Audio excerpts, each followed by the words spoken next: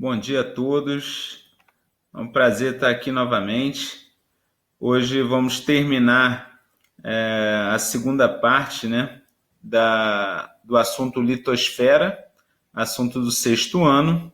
Me chamo Anderson, sou professor da Escola Municipal Mendes Viana. E falaremos dos outros tipos de rocha que existem além das rochas magmáticas que vimos na última aula. Bom, a primeira aqui é apresentar a rocha metamórfica. São rochas resultantes da transformação, por isso o nome metamorfose, né, que significa transformação, de outras rochas, rochas magmáticas e sedimentares, que sofrem a ação da temperatura e da pressão no interior da Terra.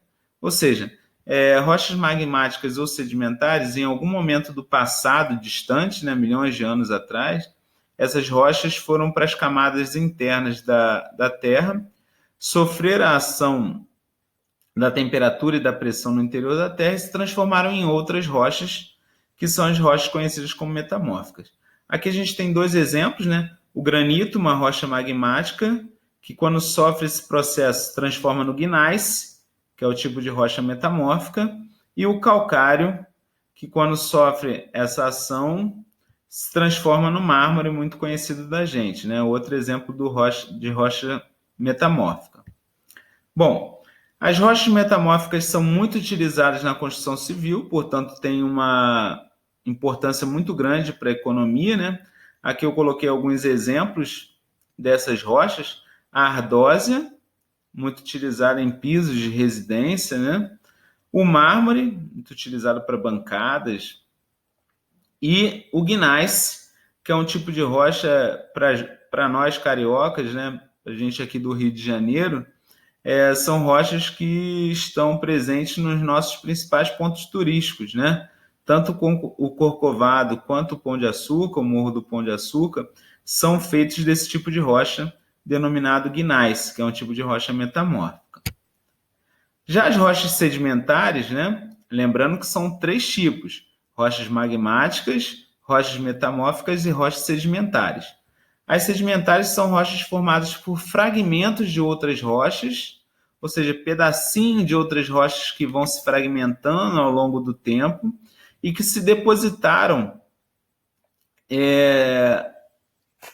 durante esse tempo, né, esses milhares de anos, e foram compactadas pelo peso das camadas superiores.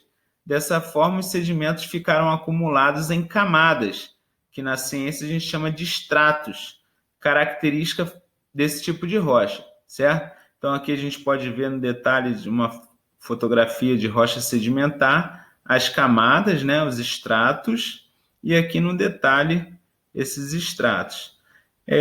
Essa foto aqui chama a atenção de vocês para o seguinte: são vários os fragmentos que deram origem a essa rocha.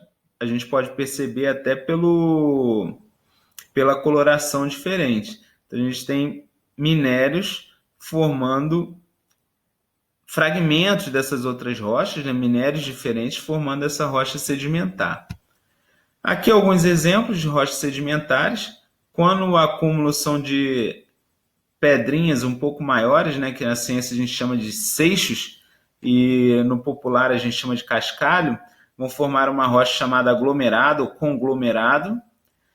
Quando essa rocha é formada por fragmentos de areia, a gente tem os arenitos, e quando essas rochas são formadas por fragmentos de argila, né, essas rochas são chamadas argilitos, ok? E uma característica muito, muito importante para o estudo da evolução, que só é possível graças às rochas sedimentares, até porque um organismo